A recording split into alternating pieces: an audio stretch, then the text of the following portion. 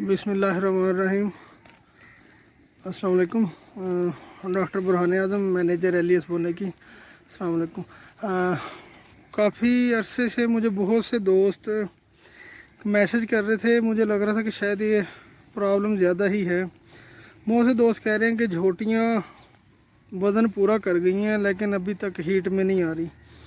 पहले तो चलो इशू था कि टेम्परेचर बहुत ज़्यादा है, गर्मी ज़्यादा है। गर्मी में अमूमन भैंस कम ही हीट में आती है, लेकिन आजकल मौसम कदरे बेहतर है। मतलब है कि जानवर अगर हेल्दी हैं तो रात को तकरीबन ठंड ही होती है, तो जानवरों को हीट में आ जाना चाहिए। हीट में ना आना ये एक अजीब सी बात थी। तो मेरे ख्याल से जो सबसे ज़्यादा आप हम चीज़ इग्नोर कर रहे हैं ना, वो मिनरल मिक्सचर की फीडिंग है।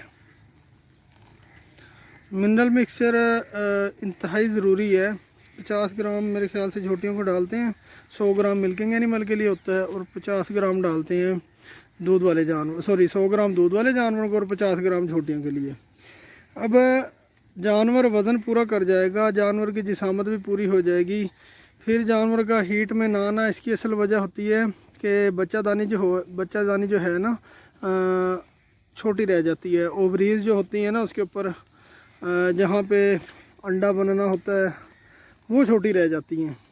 और बाज़ दफ़ा अब अगर बहुत ही ज़्यादा फिर कमी हो जाए तो फिर जानवर का वो रिप्रोडक्टिव ट्रैक जो बच्चादानी हो बिल्कुल ही छोटी रह जाती है, वो फिर नीलाम होते हैं। या फिर अगर ये मसला हो तो फिर जानवर जल्दी हीट में नहीं आता और एक लंबा अरसा चाहिए होता है। फिर इसके लिए आहिस्ता आहिस्ता वो रिकवरी होती जाएगी, फिर जाके कहीं 3-4 साल में शायद पूरा होगा ओवरी का, उसके बाद जानवर जाके हीट में आते हैं।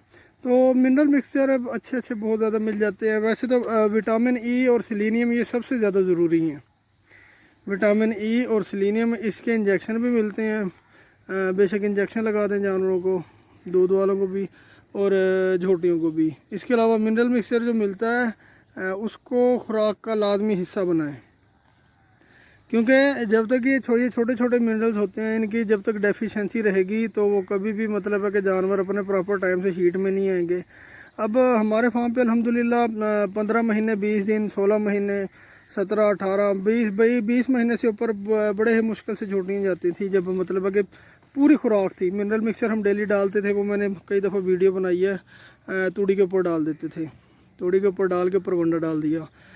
खुराक पूरी थी जानवरों की। तो भैंस अमूमी तौर पे 18 से 20 महीने में आराम से हीट पे आ जाती है। और वज़न पूरा कर लेना बात नहीं है, बात के जो बाकी ज़रूरियात हैं ना जानवर की वो भी पूरी हों। तो इसलिए मैं कह रहा था कि जिन भाइयों के पास हैं जानवर वो अक्सर कंप्लेंट करते हैं कि झोटियाँ हीट में नहीं आ रही, बच्चादानी एक दफ़ा चेक करवाएं, ओवरीज का साइज़ पूरा है। अगर तो ओवरीज का साइज़ छोटा है तो मिनरल मिक्सचर लेके उसकी फीडिंग शुरू करा दें, या विटामिन ई और सेलेनियम के इंजेक्शन मिलते हैं तो वो इंजेक्शन लेके जानवरों को 10 से 15 दिन लगाएं तो इंशाल्लाह जानवर बड़ी जल्दी कवर कर जाते हैं, हीट में आ जाते हैं। नेक्स्ट जो भी कमर्शियल फार्मिंग हो रही है जहाँ भी, तो इस चीज़ को अपना रेगुलर हिस्सा बना लें मिनरल मिक्सचर की फीडिंग का, ये बहुत ज़्यादा ज़रूरी है। और इससे बाज़ दफ़ा होता है ना कि एक तो बच्चादानी छोटी रह जाती है, कि इशू है कि जानवर हीट में नहीं आते। बड़े जानवरों में बाज़ दफ़ा प्रॉब्लम होता है कि जब जानवर बच्चा देता है ना तो बच्चा देने के बाद बाज़ दफ़ा जेर रुक जाती है, इस तरह के काफ़ी प्रॉब्लम आते हैं।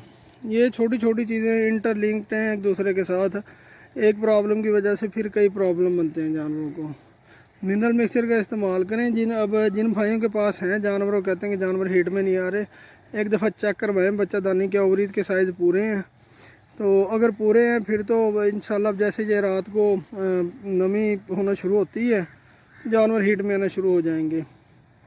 दूसरी सबसे ज़रूरी बात जो मैं करना चाह रहा था कि जानवर बाज़ दफ़ा साइक्लिक होते हैं, मतलब है कि बच्चादानी फंक्शनल होती है तो हमें पता नहीं चल रहा होता। एक्सपर्ट किसी भी डॉक्टर को आप बुला के जब चेक कराते हैं, जब ओवरी के ऊपर कार्पस ल्यूटियम बनी होती है ना, बाज़ दफ़ा कार्पस ल्यूटियम काफ़ी अरसे तक परसिस्टेंट रह जाती है, मतलब रह जाती है, ख़त्म नहीं होती। तो उस वक्त पीजी का इंजेक्शन जब आप लगाते हैं प्रोस्टाग्लैंडिन का, उसके बाद जानवर बड़ी जल्दी हीट में आते हैं। हार्मोनल ट्रीटमेंट बाद में होती है, पहले बेसिक जो ज़रूरियात है ना जानवर की वो आप पूरा करें, उसके बाद फिर वो हार्मोनल ट्रीटमेंट और सीडर वाली साइड पे आ जाता है। जज़ाकल्लाह खैर। अगर इस मामले में कोई सवाल हो तो मुझसे पूछ ले। दूसरा, एक चीज़ के लिए मैं मादरत खाऊँ कि लोग अक्सर मुझसे ना मैसेज करके ये फ़ोन पे पूछते हैं कि जानवर को फ़लाँ मसला है। ऑनलाइन ट्रीटमेंट कभी भी कामयाब नहीं होती। जो बंदा एक्चुअल सिचुएशन देख सकता है कि जानवर का क्या प्रॉब्लम है, वो बेहतर तरीके से हल ट्रीटमेंट कर सकता है, बनिस्बत के मैं मतलब इतनी दूर बैठा किसी को बता दूं कि आप फ़लाँ ट्रीटमेंट करें, फ़लाँ ट्रीटमेंट करें। कंडीशन कुछ और होती है, समझ कुछ और आती है। इसलिए ना फ़ोन के ऊपर मुझसे क्या किसी से भी इलाज ना ही करवाएं जानवरों का तो बेहतर है। उसमें फ़ायदा कम, नुकसान ज़्यादा होता है। जज़ाकल्लाह खैर। एक दूसरा बड़ा मसला है, जानवर हीट में होता है, हम लोग ठीक तरीके से हीट चेक नहीं करते, तो उसकी वजह से भी ये है कि हीट मिस हो जाती है, तो बाज़ दफ़ा नहीं पता चलता। इसके ऊपर मैं बार बार ज़ोर देता हूँ कि सुबह शाम जब जानवर बैठते हैं ना, तो उस वक्त लाजमी चेक किया करें। जानवर, अब ब्रीडिंग सीज़न स्टार्ट हो रहा है, बहुत से जानवर हीट में आएंगे, किसी के ऊपर, नौकर के ऊपर डिपेंड नहीं किया जा सकता। खुद टाइम दें, सुबह शाम चेक करें, जानवर पता चल जाएगा कि कितने जानवर हीट में आ रहे हैं कितने नहीं। अगर बुल छोड़ा हुआ है अंदर फिर भी बेहतर है, क्योंकि बुल ने तो खुद नेचुरल मेटिंग कर देनी है। तो उसका एक मैंने थोड़ा सा वो बताया था कि जिस जानवर को अगर थोड़ा सा भी इन्फेक्शन होगा ना, तो बुल ने उसके ऊपर भी माउंट करना शुरू कर देना है। तो फिर इसका बेहतर तरीका यही है कि जिस जानवर को मतलब है अगर बच्चा दिए काफ़ी अर्सा हो गया, उसको एक दफ़ा चेक करवाएं लाजमी, बच्चादानी चेक करवाएं, कोई इन्फेक्शन ना हो, उसका ट्रीटमेंट करवा लें। बाकी हीट डिटेक्शन खुद करें सुबह शाम, तो इंशाल्लाह इसके बड़े अच्छे रिज़ल्ट आपको मिलेंगे।